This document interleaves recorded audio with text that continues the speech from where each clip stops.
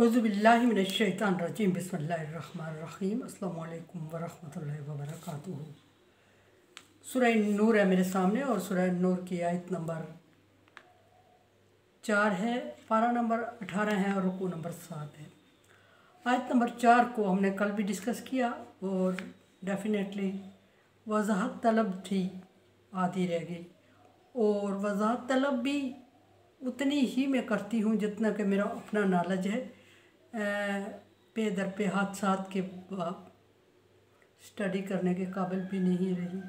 सो अपने ही नॉलेज को जो मेरे पास है वो आपकी तरफ रेफ़र कर देती हूँ। अल्लाह ताला गलतियों से महफूज रखे। और कहने का मतलब यह है कि बहुत शॉर्ट नॉलेज होता है। बात ये चली थी कि जो लोग पाकीज़ा और नेक औरतों पर तोहमत लगा देते हैं, यानी कि किसी औरत से गुनाह सरजद नहीं हुआ, जना सरजद नहीं हुआ और किसी ने गलतफहमी से या फिर दुश्मनी की वजह से या किसी भी और वजह से उस पर ये तोहमत लगा दी, ये बहतान लगा दिया, इल्ज़ाम लगा दिया कि इस औरत से गुनाह सरजद हो, इस औरत से जना। अच्छा, इसमें सिर्फ औरत को ज़िक्र किया गया है, मर्द को ज़िक्र नहीं किया गया, इसलिए कि मैं शायद ऐसा है कि माशरे में इन चीज़ों को हमेशा औरतों को ही सामना करना पड़ता है। मर्द या मजबूत होता है माशरती तौर पे या किस वजह से, यहाँ इस आयत में सिर्फ औरतों। लेकिन बात यह है कि अगर किसी ने किसी मर्द पर भी ऐसा, किसी औरत ने या किसी मर्द ने किसी मर्द पर भी ऐसा इल्ज़ाम लगा दिया हो जो जिसका यहाँ ज़िक्र है, यानी जना का इल्ज़ाम लगा दिया हो और वो फिर 4 गवाहों की मौजूदगी में उसको साबित ना कर सके, तो वह इल्ज़ाम मर्द पे लगा हो या औरत पे लगा हो, दोनों के लिए एक इल्ज़ाम लगाना है। मर्द ने लगाया हो या औरत ने लगाया हो, मर्द पे लगा हो या औरत पे लगा हो इल्ज़ाम, दोनों के लिए एक ही जैसी सज़ा है। और वो सज़ा क्या है देखते हैं शरीयत की रूह से। मैंने कल अर्ज़ की थी कि इसकी सज़ा नहीं, बाकी चीज़ों की सज़ा है, इसकी सज़ाएँ हैं, यानी कि एक से ज़्यादा है। और फरमाया कि फ़जलिदू हम समानिया जल्दा, उसको 80 कोड़े मारे जाएं। किसको? जिसने किसी बेकसूर पे इल्ज़ाम लगा दिया हो, हाँ वो मर्द हो इल्ज़ाम लगाने वाला या औरत हो, हाँ इल्ज़ाम मर्द पे लगा हो या औरत पे लगा हो, उसके लिए ज़रूरी है कि इस इल्ज़ाम को साबित करने के लिए 4 गवाह लाए। और अगर 4 गवाह नहीं ला सकता तो फिर इल्ज़ाम लगाने वाले को, फिर मैं अर्ज़ कर रही हूँ कि इल्ज़ाम लगाने वाला ख़्वाह मर्द हो या औरत हो, जिस पे इल्ज़ाम लगा वो ख़्वाह मर्द हो या औरत हो, उसको 80 कोड़े इल्ज़ाम लगाने वाले को शरीयत इस्लामिया की रूह से 80 कोड़े सज़ा मुकर्रर की गई है। और वो 80 कोड़े भी सरेआम लगाए जाएंगे उस पर, और ताकि बाकी लोग आइंदा इस तरह की इल्ज़ामात की या इस तरह की जुर्रत ना करें, क्योंकि माशरे में बहुत बेचैनी और अफरा तफरी और गैर यकीनी की बेयकीनी की सूरत हाल पैदा होती है। और फिर जो जिस बंदे पे इल्ज़ाम लगाया जाता है, मशर्ती तौर पे देखा यह जाता है कि वो उसका बाइकाट कर दिया जाता है, खुसूसन औरत का। और बाइकाट ना कर दिया जाए तो फिर ज़िंदगी भर उसके लिए ज़िंदगी सेट करना, लाइफ को सेट करना मुश्किल हो जाता है, नामुमकिन होता है। और अगर किसी वजह से कोई सेट हो भी जाता है खुशकिस्मती से, तो पूरी ज़िंदगी वो सर उठा के, नज़र उठा के बात नहीं कर सकता या कर सकती, और हमेशा लोगों के ताने तंज का सामना करना पड़ रहा होता है।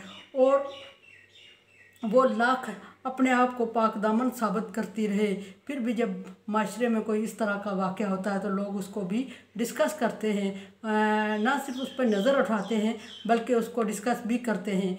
और अगर गलत भी, झूठा भी साबित हो गया, मशर्ती तौर पे झूठा साबित हो गया, अल्लाह के नज़दीक झूठा है, और माशरा लोगों ने मान भी लिया कि ये जो इस पे इल्ज़ाम लगा है ये सच नहीं है, झूठ है, लेकिन फिर भी जब एग्ज़ाम्पल कोड करते हैं तो जिस पर का नाम लेके एग्ज़ाम्पल कोड हो रही होती है उसको शर्मिंदगी का सामना करना पड़ता है।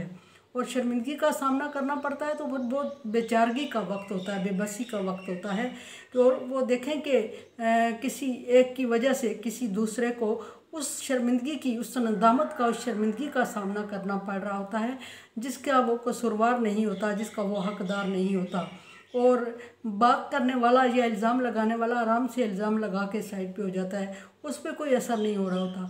तो अल्लाह तबारक व तआला ने उसकी सज़ा मुकर्रर की ताकि दोबारा इस तरह की चीज़ें ना उछाली जाएं और दोबारा इसको इतना मामूली समझ के डिस्कस ना किया जाए जिस तरह हमारे माशरे में ये किया जा रहा होता है। और नबी सल्लल्लाहु अलैहि वसल्लम के दौर में बारहा ऐसा हुआ कि इन सज़ाओं पे इम्प्लीमेंट हुआ, और जब इम्प्लीमेंट हुआ तो फिर इस बुराई का कला कमा हुआ। और ऐसा भी वाक़यात गुज़रे हैं कि जिन लोगों से ये गुनाह सरज़द हुआ, उन्होंने ख़ुद नबी सल्लल्लाहु अलैहि वसल्लम की अदालत में अपने आप को पेश किया कि या रसूलल्लाह हमसे ये कोताही गुनाह हो चुका है, और आप सल्लल्लाहु अलैहि वसल्लम ने सज़ा दी उसको। और ऐसा भी हुआ कि कुछ लोगों ने गलत इल्ज़ामात लगाए किसी पे, और फिर ख़ुद ही उन्होंने इतराफ़ भी कर लिया कि ये बेकसूर है, ये हमने गलत इल्ज़ाम लगा दिया था उस पर। तो इस्लामी माशरे में इंसान को अखलाकी तौर पे इतना बहादुर होना चाहिए कि अगर उससे गुनाह सरज़द हुआ है तो वो ख़ुद अपने आप को कटारे में लाए और हर तरह से इतराफ़ जुर्म करे, जिस तरह का भी जुर्म उससे सरज़द हुआ है, और सज़ा ले ले ताकि आखिरत की सज़ा से महफूज रहे। अर्ज़ की थी मैंने कि इल्ज़ाम लगाने वाले को सज़ाएँ मुकर्रर की गई हैं। और एक सज़ा मैंने ज़िक्र की कि उसको 80 कोड़े सज़ा, और वो भी पब्लिक के सामने मारे जाएं जिसने दूसरे पे इल्ज़ाम लगाया। दूसरी सज़ा क्या है? ला तक़बलू लहुम शहादतन अबदा, पूरी ज़िंदगी उस पर एतबार नहीं किया जाएगा, पूरी ज़िंदगी बेएतबारा हो जाएगा, नाकाबिल एतबार समझा जाएगा उसको, किसी उसकी बात पे यकीन नहीं किया जाएगा, और छोटी मोटी बातों पे भी यकीन नहीं किया जाएगा, लेकिन उसकी गवाही को कभी भी काबिल कबूल नहीं समझा जाएगा। अगर किसी जगह पे उसकी गवाही कोर्ट की जाती है निकाह के वक्त या किसी कानूनी चाराजोई के वक्त, कोई इसको गवाह के तौर पे लाता है, तो ऐसे शख्स जिसने एक दफ़ा किसी पे इल्ज़ाम ये झूठा लगा दिया हो, उसकी गवाही को काबिल कबूल कभी भी नहीं समझा जाएगा। और मशर्ती तौर पे ये बहुत बड़ा गुनाह है, बहुत बड़ी शर्मिंदगी और बहुत बड़ा शर्म का मुकाम ये होता है कि एक शख्स माशरे में एक मकाम रखता है, अल्लाह ताला ने उसको शक्ल सूरत और सेहत दी है, और उसको पॉजिटिव रोल प्ले करना चाहिए। उसके बरक्स उसने नेगेटिव रोल प्ले किया और हमेशा के लिए माशरे में नाकाबिल एतबार समझा जाने लगा। ये भी बहुत बड़ी सज़ा है। बज़ाहिर कुछ लोग कह रहे होंगे कि ये कोई सज़ा नहीं है, लेकिन ये बहुत बड़ी सज़ा है माशरे में नाकाबिल एतबार होना। फिर और फरमाया कि अल्लाह तबारक व तआला ने कि वो गुनहगार होगा, मुजरम होगा, माशरे का मुजरम होगा, उस शख्स का मुजरम होगा जिस पर उसने इल्ज़ाम लगाया, और पूरे माशरे का भी मुजरम होगा। और कभी उसकी गवाही पे, कभी उसकी छोटी मोटी बात पे भी एतबार नहीं किया जाएगा, और एतबार नहीं किया जाएगा। आइंदा लोग उसके साथ बैठना उठना भी पसंद नहीं करेंगे, और उसकी भी लोग मिसालें देंगे, जैसे फ़लाँ ने झूठ बोल के फ़लाँ की ज़िंदगी को ख़राब कर दिया, वो भी शर्मिंदगी का बायस है। कुरान समझें, देखें, समझें और सब्सक्राइब करें, और सदका जारिया में मेरा साथ दें। चैनल को सब्सक्राइब करें और प्रमोट करके तावन करें। अल्लाह हाफ़िज़।